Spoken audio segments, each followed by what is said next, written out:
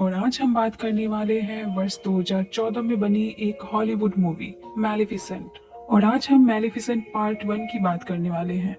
Movie की शुरुआत में हमें दो रियासतों के बारे में बताया जाता है जिनमें काफी दुश्मनी है। इन रियासतों के बारे में कहा जाता है कि सिर्फ कोई महान नायक या कोई भयानक खलनायक ही इसे एक कर सकता है। एक रियासत पर अहंकारी और लालची राजा का शासन था, वहीं दूसरी रियासत जिसका नाम मूर था, वहां पर बहुत तरह के सुंदर और अनोखे जीव रहते थे। अब कहानी की शुरुआत होती है। मूर रियासत में हमें एक बहुत ही सुंदर लड़की दिखाई जाती है जो 10 या 12 साल की है। वो कोई आम लड़की नहीं बल्कि एक परी है। इसका नाम मैलेफिसेंट है। मूर रियासत इंसानी दुनिया से बिल्कुल अलग है, जहाँ पर इंसान को छोड़कर बाकी सभी तरह के जीव पाए जाते हैं। मैलेफिसेंट अभी तक किसी भी इंसानों से नहीं मिली है। एक दिन मैलेफिसेंट जंगल में घूम ही रही होती है कि उसे पता चलता है कि उसके जंगल में एक इंसान आ गया है और वो चोरी कर रहा है।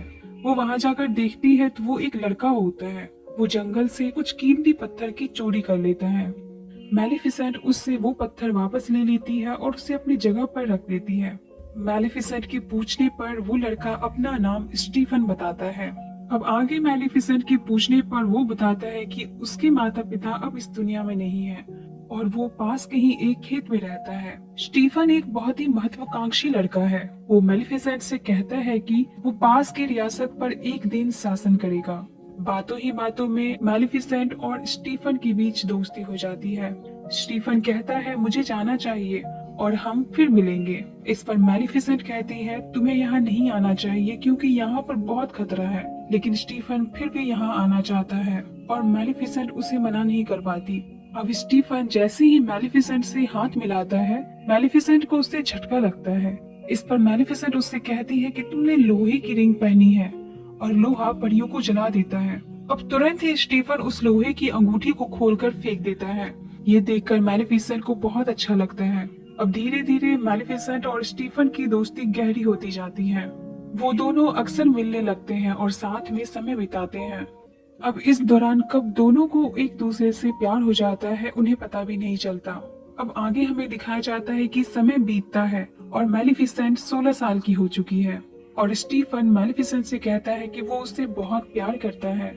लेकिन बीतते वक्त के साथ स्टीफन की महत्वाकांक्षा और उसकी लालच उसे मैलेफिसेंट से दूर इंसानों की दुनिया में लेकर चली जाती है। और इधर मैलेफिसेंट जो दुनिया की सबसे ताकतवर परी है, मैलेफिसेंट अक्सर अकेली रहती है और स्टीफन के बारे में सोचती है, लेकिन वो इंसानों के छल कपट से बिल्कुल अनजान थी। उसे अभी बहुत कुछ सीखना था। अब हमें दिखाया जाता है कि इंसानों की राजा ने मूर रियासत पर आक्रमण करने की तैयारी कर ली है।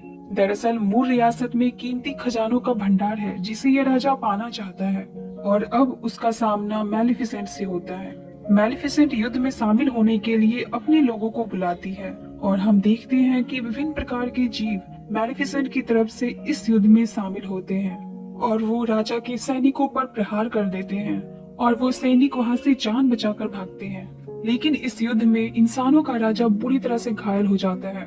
अब राजा को महल में लाया जाता है।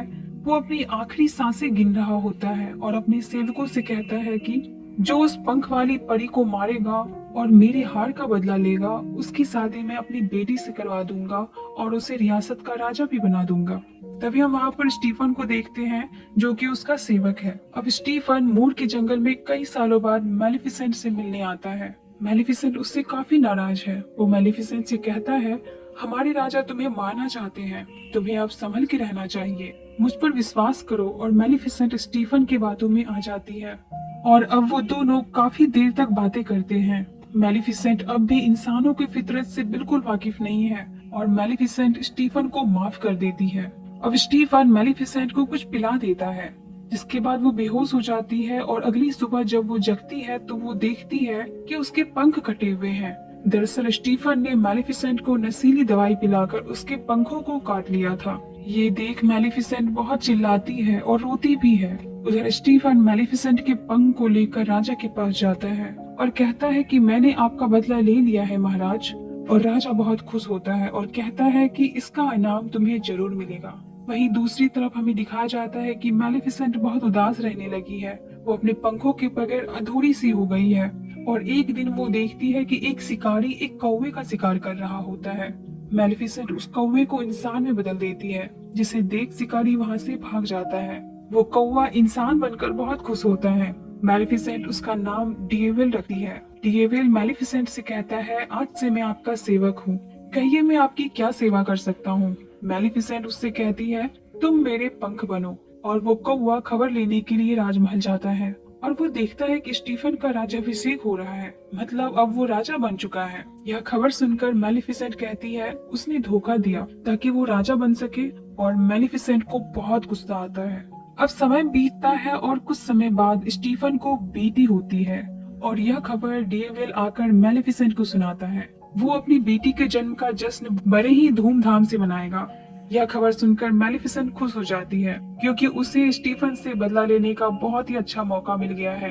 अब हमें दिखाया जाता है कि राजमहल में जश्न का माहौल है, बहुत सारे लोग वहाँ उपस्थित हैं, और अब वहाँ मैलेफिसेंट भी आ जाती है और वो स्टीफन की बेटी को देखती है जो कि बहुत ही प्यारी है, लेकिन बदले की भावना में वो उसे श्राप दे देती है कि उसकी 16वीं सालगिरह पर सूरज ढलने से पहले एक चरखे में लगे कील से वो जख्मी होकर मौत की गहरी नींद में सो जाएगी। स्टीफन उससे काफी रिक्वेस्ट करता है कि वो अपना श्राप वापस ले ले, और स्टीफन के बार बार रिक्वेस्ट करने के बाद मैलेफिसेंट कहती है ठीक है, वो अपनी गहरी नींद से जाग सकती है अगर उसे सच्चा प्यार मिल जाए तो। और ये कहकर मैलेफिसेंट वहाँ से निकल जाती है।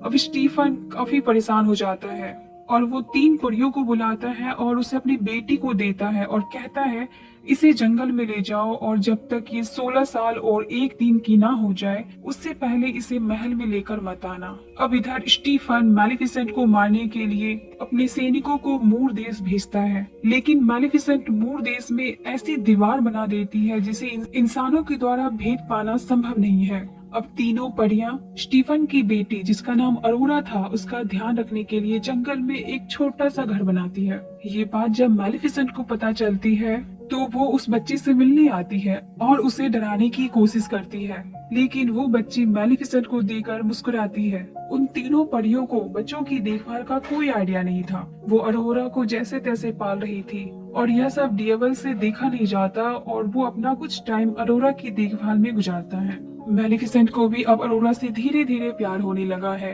वो अरोरा को एक दिन पहाड़ी से गिरने से बचाती है और अब वो अरोरा से मिलने भी आने लगी है। अब धीरे धीरे वक्त बीतने के साथ साथ अरोरा बड़ी हो गई है।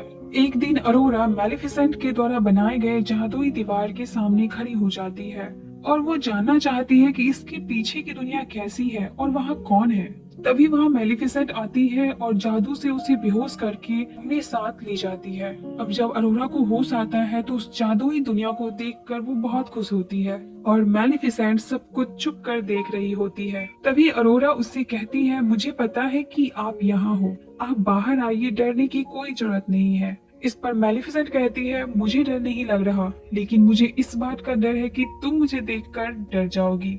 अरोरा कहती है, ऐसा कुछ नहीं होगा। अरोरा जैसे ही मैलेफिसेंट को देखती है वो बहुत खुश हो जाती है और कहती है, मैं आपको जानती हूँ, आप तो मेरी बड़ी माँ है जिसने बचपन से मेरा ख्याल रखा है और हमेशा मेरे आसपास ही रहती है। मैलेफिसेंट पूछती है कैसे, तो अरोरा बोलती है कि आपकी परछाई हमेशा मेरे साथ रहती थी, मैं जहाँ भी जाती थी। अरोरा मैलेफिसेंट की कौवे से भी मिलती है। मैलेफिसेंट कहती है इसका नाम डेविल है। अरोरा डेविल के इंसानी रूप को देखकर बहुत खुश होती है। अब हम देखते हैं कि मैलेफिसेंट के इमोशंस अरोरा के लिए गहरे होते जा रहे हैं और उधर राजमहल में स्टीफन मैलेफिसेंट से बदला लेने के लिए पागल हो रहा है। वो कहता है जब शाप नाकाम होगा तो मैलेफिसेंट यहाँ जरूर आएगी और मुझे उस दिन का इंतजार है। मैलेफिसेंट और अरोरा के बीच की दूरियां कम होती जा रही है। वो एक दूसरे के साथ वक्त गुजारने लगी है, एक दूसरे के साथ खेलती है, बातें करती है और दोनों एक दूसरे के साथ बहुत खुश हैं। अब मैलेफिसेंट और अरोरा का रिश्ता काफी गहरा हो गया है, इसलिए मैलेफिसेंट चाहती है कि वो अरोरा की सांप को खत्म कर दे। अब हम देखते हैं कि एक रात जब अरोरा सो रही होती है तो मैलेफिसेंट उसके सांप को वापस लेना चाहती है, क्योंकि मैलेफिसेंट अरोरा को अपनी बेटी मानने लगी है, लेकिन वो उस दिए गए श्राप को वापस नहीं ले पाती क्योंकि अब वो श्राप वापस नहीं हो सकता। एक दिन अरोरा और मैलेफिसेंट जंगल में घूम रही होती है तो अरोरा मैलेफिसेंट से पूछती है कि सारी परियों के पंख होते हैं लेकिन आपके पंख क्यों नहीं हैं? मैलेफिसेंट कहती है मेरे भी पंख हुआ करते थे, लेकिन वो चोरी हो गए हैं। उसके सहारे में बादलों के पार चली जाती थी और कभी भी कमजोर महसूस नहीं करती थी। वो मेरी ताकत थी। और ये कहकर वो काफी इमोशनल हो जाती है। अब एक दिन अरोरा मैलेफिसेंट से कहती है, मैं अब 16 साल की हो जाऊंगी और मैं चाहती हूँ कि मैं अपनी सारी जिंदगी आपके साथ ही गुजारूं। मैलेफिसेंट यह जानती है कि अरोरा के पास ज्यादा वक्त नहीं बचा है, इसलिए वो मना नहीं कर पाती और वो भी चाहती है कि अरोरा के बाकी बचे वक्त वो उसके साथ गुजारे। अरोरा मेलिफिसेंट से कहती है कि मैं अपनी आंटी को ये बात बता कर आती हूँ कि मैं अब आपके साथ रहने वाली हूँ। अरोरा रास्ते में जा ही रही होती है कि उससे एक राजकुमार मिलता है जो पास के ही एक अलग रियासत का था। वो अरोरा को देखता है और उससे पूछता है कि मैं महाराजा स्टीफन के राजमहल जा रहा था, क्या आप मुझे उसका रास्ता बता सकती हैं? तो अरोरा उसे उसका रास्ता बता देती है। अरोरा के पूछने पर वो अपना नाम फिलिप बताता है। अब ये दोनों पहले ही नजर में एक दूसरे को पसंद करने लगते हैं और अरोरा उससे फिर से मिलने की रिक्वेस्ट करती है। इस पर फिलिप कहता है कि हम जरूर मिलेंगे। अब अरोरा आंटियों के पास जाती है और वो उनसे कहती है कि मैं अब मैलिफिसेंट के साथ उसकी रियासत में ही रहना चाहती हूँ। यह सुनकर वो तीनों अरोरा को सारी सच्चाई बता देती है, जिसे सुनकर अरोरा मैलिफिसेंट के पास जाती है। वो मैलिफिसेंट से कहती है कि आप ही वो बुरी परी हैं जिसने मुझे श्राप दिया था, और वो मैलिफिसेंट से गुस्सा होकर वहाँ से चली जाती है। अब मैलिफिसेंट अपने कौवे डिएवल से कहती है, उस लड़के को जल्दी ढूंढो जो अरोरा से जंगल में मिलने आया था। अब हमें अरोरा को दिखाया जाता है जो राजमहल पहुंच चुकी है और वो राजा से कहती है, मैं आपकी बेटी हूँ अरोरा।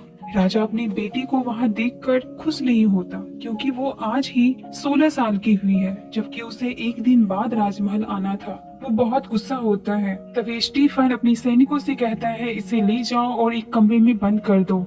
और वो कहता है, मेलिफिसेंट आ रही है। अरोरा को जिस कमरे में बंद किया गया था वहाँ उसे कुछ आवाजें सुनाई देती है। वो उस आवाज का पीछा करती है तो एक कमरे तक पहुंच जाती है जहाँ पर एक नुकीली कील रखी हुई है। वो खुद ब खुद उसकी ओर बढ़ती है और अपनी उंगली उसके ऊपर रख देती है। इसके साथ ही मेलिफिसेंट का श्राप उसे लग जाता है और वो मौत की नींद सो जाती है। अब मेलिफिसेंट उस राजकुमार को लेकर अरोरा के पास जाती है, यह सोचकर कि शायद यह अरोरा का सच्चा प्यार होगा। लेकिन जब वो अरोरा के पास जाता है तो अरोरा की नींद नहीं खुलती।